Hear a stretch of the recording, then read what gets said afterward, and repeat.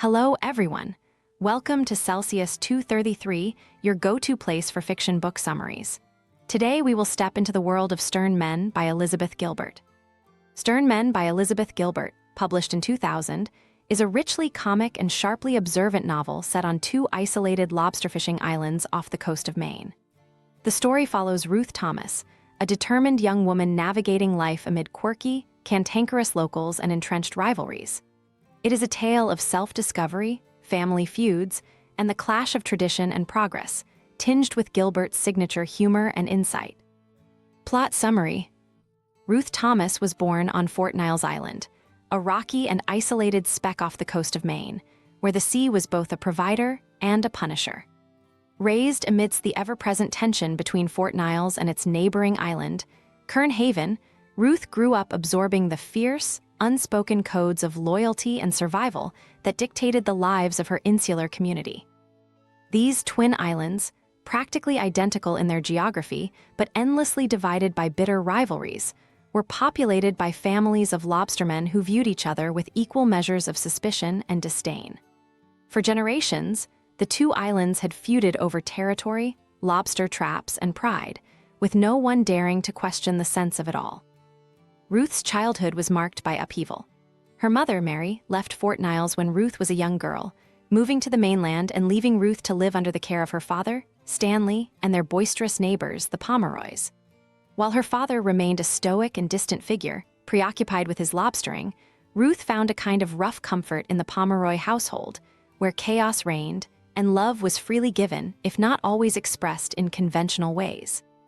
Even as a child, Ruth stood apart from her peers. Observant and sharp-witted, she watched the adults around her with a quiet intensity, cataloging their quirks and contradictions.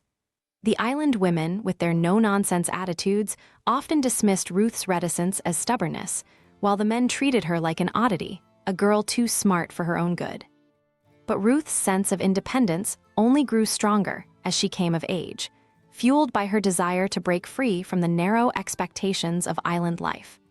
When Ruth turned 18, her wealthy benefactor, Miss Vera Ellis, intervened, arranging for her to attend boarding school on the mainland. It was an opportunity to escape the suffocating confines of Fort Niles, but Ruth returned after just 2 years, unwilling to leave her home entirely behind. Her return was met with a mix of curiosity and skepticism. Ruth had grown into a tall, striking young woman, her defiance sharper than ever. The islanders, set in their ways, viewed her decision to return as both a rejection of mainland life and a refusal to conform to their own customs. Back on Fort Niles, Ruth began to navigate the complex web of relationships and rivalries that defined her community. She worked alongside the men, proving her strength and resilience in an industry where women were seldom welcomed. Her presence on the docks and among the lobster traps was a quiet rebellion, a declaration that she would forge her own path in a world dominated by tradition and testosterone. At the heart of the islands, long-standing feud was a competition over lobster fishing territories, and Ruth found herself entangled in this conflict. Her father, though respected for his skill as a lobsterman, was deeply mistrustful of the Kern Haven fishermen, who he believed would stop at nothing to steal from Fort Niles waters. Angus Adams, a fierce and aggressive lobsterman, epitomized this hostility, his grudges festering into actions that often escalated tensions between the islands. But Ruth, ever pragmatic, saw through the bluster and bitterness. She formed a tentative bond with Oni Wishnell, a young man from Kern Haven whose family was notorious for their superior lobstering skills. Oni, with his easy charm and quiet confidence, intrigued Ruth. Their connection grew despite the animosities that surrounded them, and Ruth began to see the futility of the islands, endless feuding through his eyes. As Ruth and Oni's relationship deepened, Ruth became increasingly aware of the constraints imposed by her community. The older generation clung to their grudges and traditions, unwilling to adapt or compromise. The younger generation, including Ruth, faced the challenge of either perpetuating this cycle or finding a way to break free. Ruth's sharp intelligence and unyielding spirit positioned her as a catalyst for change, though she understood that such a transformation would not come easily.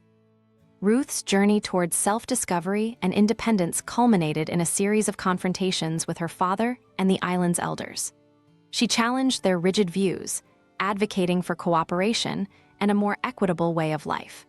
In doing so, Ruth not only asserted her place within the community, but also paved the way for a future that valued mutual respect over divisive rivalries.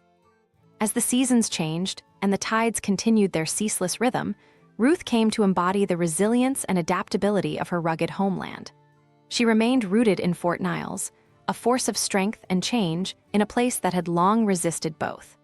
Her defiance was not an act of rebellion, but a declaration of belonging on her own terms, a testament to the enduring spirit of a woman shaped by the sea and the rocky soil of her home. Ruth's story was not one of dramatic transformation or sweeping victories. Instead, it was a quiet assertion of identity and agency, a refusal to be defined by the limitations of her upbringing. In the end, Ruth stood as a bridge between the past and the future, a living reminder that even in the most isolated corners of the world, change was not only possible, but inevitable. Hope you had fun. There's more where that came from. Explore other books by Elizabeth Gilbert. Find them below or search Celsius 233. Remember, while our summaries capture the essence, they can never replace the full experience of reading the book.